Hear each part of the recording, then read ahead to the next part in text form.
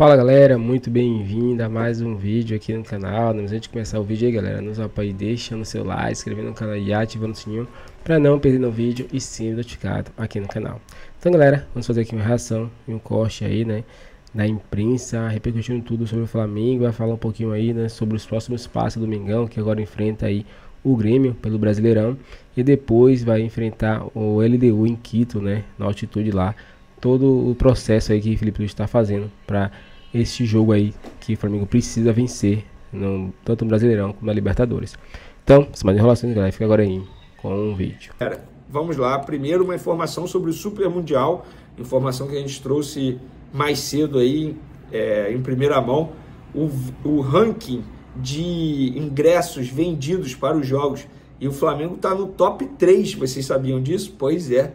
Qual o jogo? Ó, o primeiro está sendo Bayern de Munique e Boca Juniors, tá? Pelo grupo C.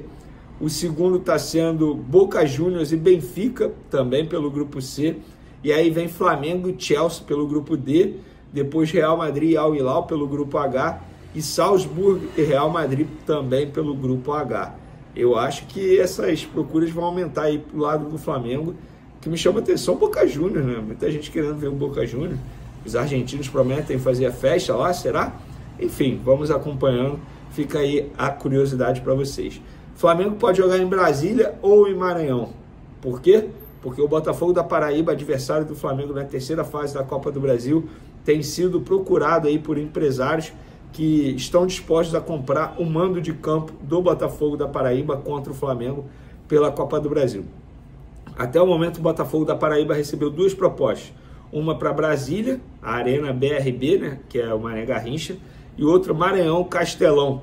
E a oferta maranhense sendo a mais atrativa aí, de 4 milhões de reais. Uma curiosidade, esse grupo que fez essa proposta ao Botafogo da Paraíba para levar o jogo para Maranhão, lá no Castelão, é o mesmo grupo que tentou comprar Vasco e Flamengo para levar para esse jogo. E os 4 milhões de reais, esse grupo ofereceu 3 milhões de reais ao Vasco da Gama, e mesmo assim eles não quiseram. Agora eles tentam levar Botafogo da Paraíba e Flamengo. Será que vai conseguir? Vamos ver. Lembrando, pessoal, não sei se eu já comentei em outros vídeos, Botafogo da Paraíba atualmente é de SAF. Então, assim, teoricamente, dinheiro não é problema para os caras, entendeu? Teoricamente.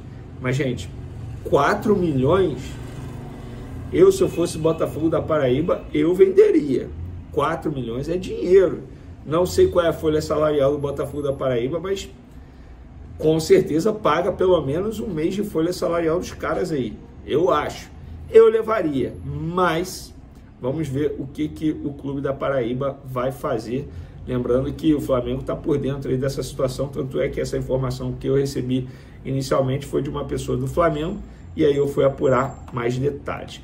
Vamos agora falar dos bastidores do Flamengo depois dessa derrota inesperada para o Central Córdoba. E não foi só a derrota que foi inesperada também. A forma, a atuação do Flamengo, na minha concepção, foi totalmente inesperada. Eu não esperava o Flamengo jogar tão mal. Engraçado que existe um Flamengo antes e depois de levar o gol, né? Até os 25 minutos do primeiro tempo, o Flamengo bem, criando, só não fez o mais importante, que é colocar a bola na rede. Depois, uma zona total, inclusive estatística, 40 cruzamentos, 31 cruzamentos apenas no segundo tempo. Desses 40 cruzamentos, apenas 7 foram aproveitados pelo Flamengo. Então, isso mostra como o Flamengo estava desorganizado. O Flamengo não tem essa característica de ficar cruzando bola toda hora na área. Por quê?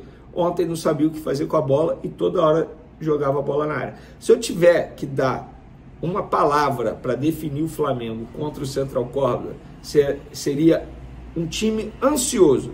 Flamengo ansioso contra o Central Córdoba. E essa ansiedade atrapalhou demais. Mas, dito isso, os bastidores, a diretoria encara como essa derrota? Como? Não é normal. A diretoria entende que, óbvio, o Flamengo jogou muito mal. Todos sabem disso. O Felipe Luiz sabe disso. Os jogadores sabem disso. Só que a diretoria acha que, não é por conta dessa derrota ou de apenas uma derrota, que a crise precisa ser instaurada, que tudo vai mudar. Não, o planejamento será seguido.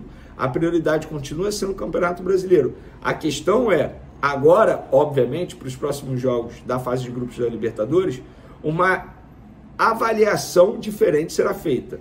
O próximo duelo com a LDU na altitude, se determinados jogadores poderiam ser poupados, agora não mais, porque tem que vencer. O Flamengo não pode chegar 3 rodadas da fase de grupos tendo conquistado apenas 3 pontos, porque se perder para a LDU fora de casa, é isso que vai acontecer.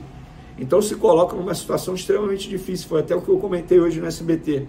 O Flamengo, com o investimento que tem, não pode todo ano ficar capengando na fase de grupos, passar para as oitavas de final na base de sufoco. Isso para mim é inadmissível. E dessa forma, o Flamengo está se colocando novamente numa situação extremamente complicada esse ano. Cara, quando saiu o grupo, foi unanimidade, todo mundo falando, o Flamengo tem condições de vencer todos os jogos.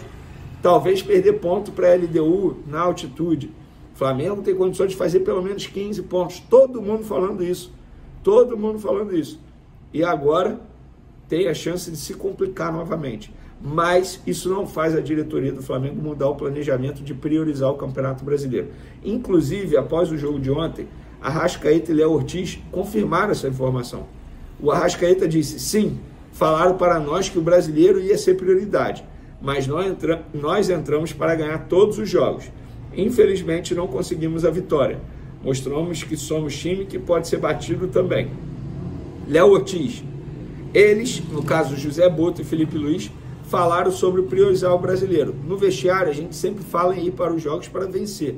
Todos os jogadores estão prontos para ser titular, para vencer todos os jogos. Ou seja, galera, Arrascaeta e Léo Ortiz, eles estão confirmando que o Campeonato Brasileiro será prioridade. A gente pode discutir se isso é certo ou errado, se priorizar o Campeonato Brasileiro é certo ou errado. Agora, convicção eles estão tendo. Isso foi definido no começo da temporada e assim será feito. Não terá mudança por conta dessa derrota para o Central Córdoba. A mudança que eu estou falando é no planejamento de priorizar o Campeonato Brasileiro. Mudança de postura é óbvio que vai ter. A diretoria entende que alguns jogadores entraram desconcentrados. A diretoria sabe disso. Todos sabem disso. Todos sabem analisar. O jogo aconteceu, todo mundo assistiu ao jogo. Não precisa ninguém ficar ligando para o José Boto, presidente BAP, enfim, dizendo, ó, jogador tal fez. Todo mundo sabe o que aconteceu dentro de campo. O Felipe Luiz vai correr atrás para corrigir e a diretoria vai manter o planejamento de priorizar o Campeonato Brasileiro. Para finalizar nosso vídeo, para quem me pergunta, o Danilo sim tem chance de ser relacionado para o jogo contra o Grêmio nesse final de semana, no domingo, pelo Campeonato Brasileiro. Ele está fora já há algum tempo, inclusive foi cortado da seleção brasileira por conta desse problema muscular que ele está tendo. O Departamento Médico do Flamengo tratou e trata o jogador com um carinho maior, porque é um jogador que vem em reta final de temporada europeia, com idade avançada também, isso precisa ser colocado na ponta do lápis. Mas tem chance sim do Danilo ser relacionado para o jogo contra o Grêmio. Flamengo nessa quinta-feira folgou, sexta-feira se reapresenta e aí treina sexta, sábado e domingo joga contra o Grêmio fora de casa. Ricardo Lomeu, R$5. Obrigado, Ricardo. João, se com a vitória na casa da LDU o Fla tem chance, se perder, adeus Libertadores. Vou colocar aqui a classificação do grupo para te responder. Espera aí, garoto, que já está chegando aí. Vamos lá. Consegui aqui. Vamos lá. Vou botar aqui para responder a você, viu, Ricardo Lomeu, que está dizendo o seguinte: João Guilherme, se perder para a LDU já era. Veja aí, Ricardo Lomeu, analise comigo.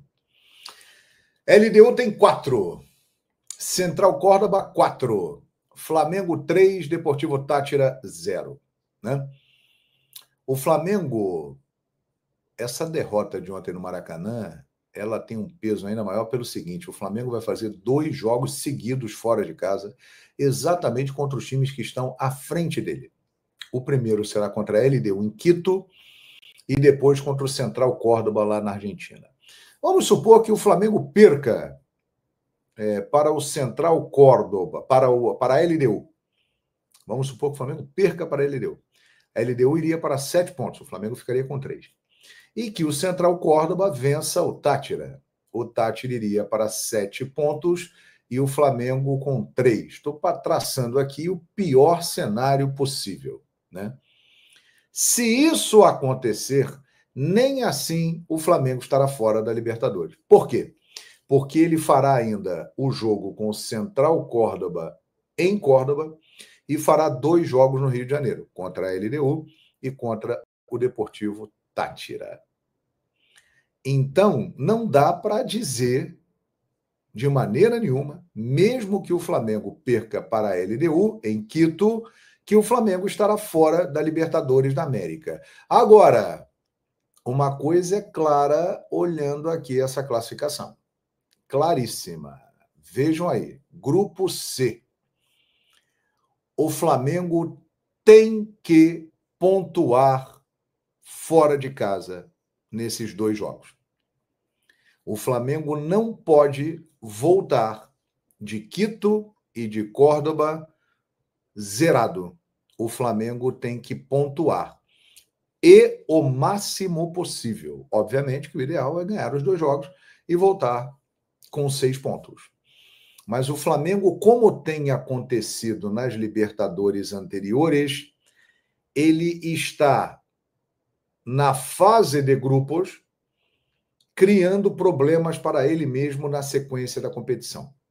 Então o Flamengo já criou um problema para ele perdendo ontem para o Central Córdoba, porque agora ele terá que recuperar isso fora e terá uma sequência pesada. Os jogos com a LDU lá em Quito, o retrospecto do Flamengo é bom.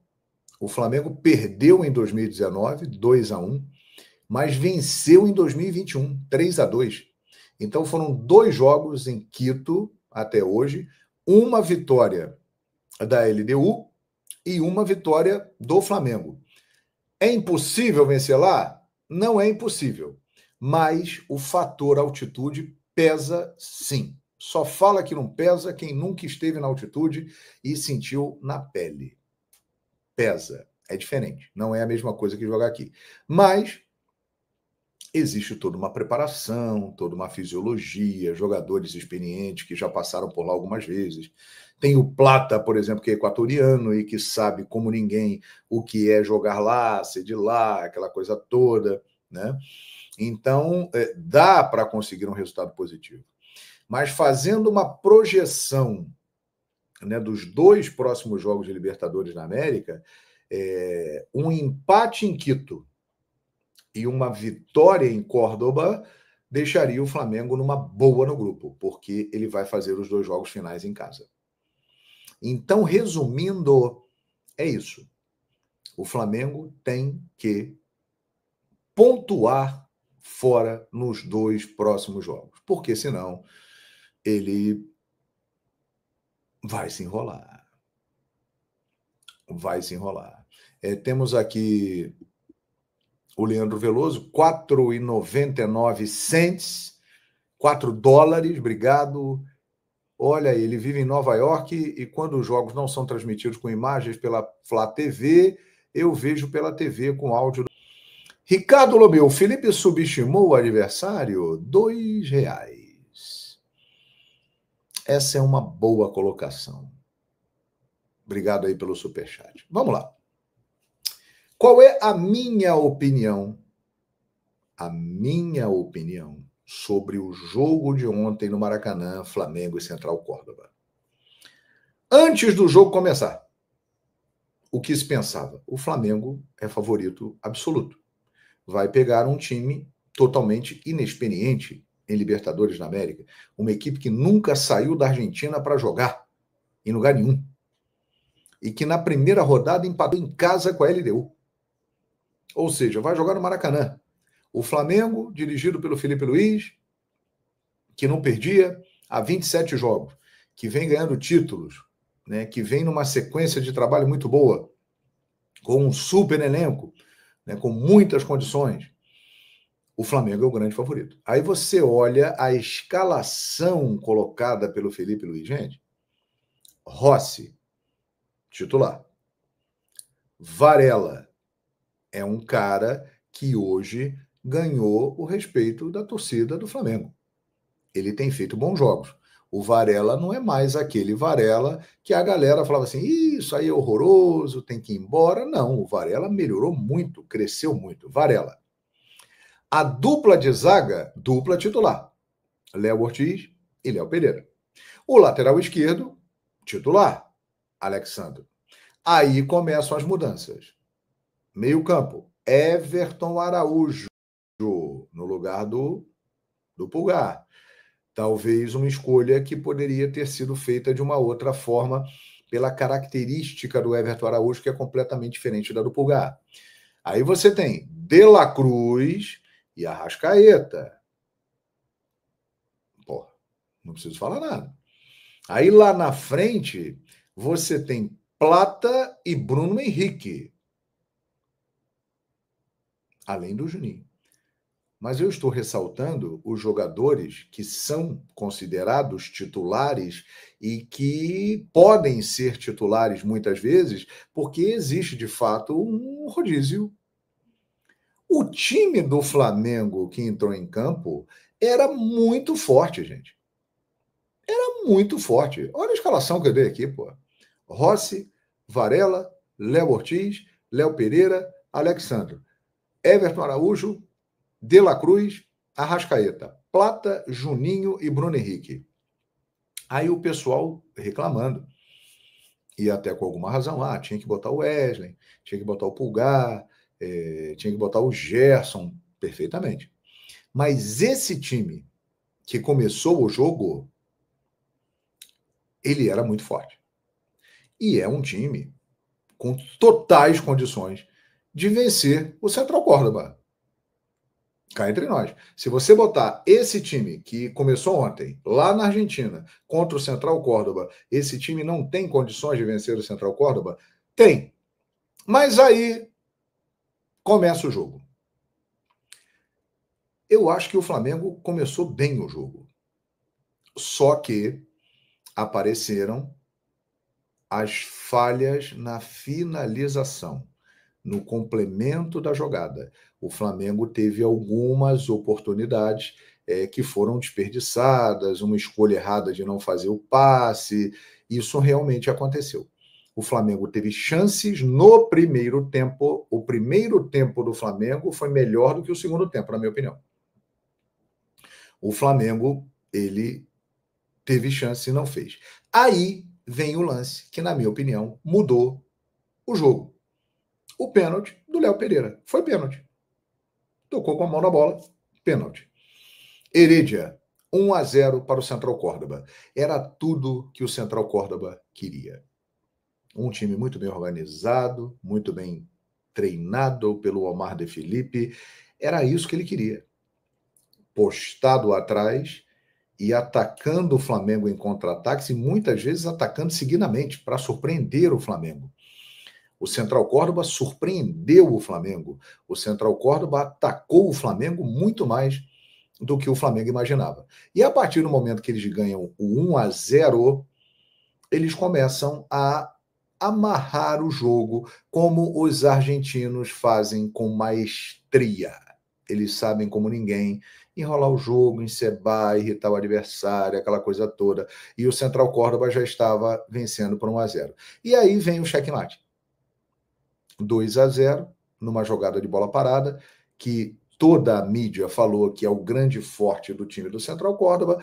O Flamengo numa falha de posicionamento. Aliás, o Flamengo não tem levado muitos gols.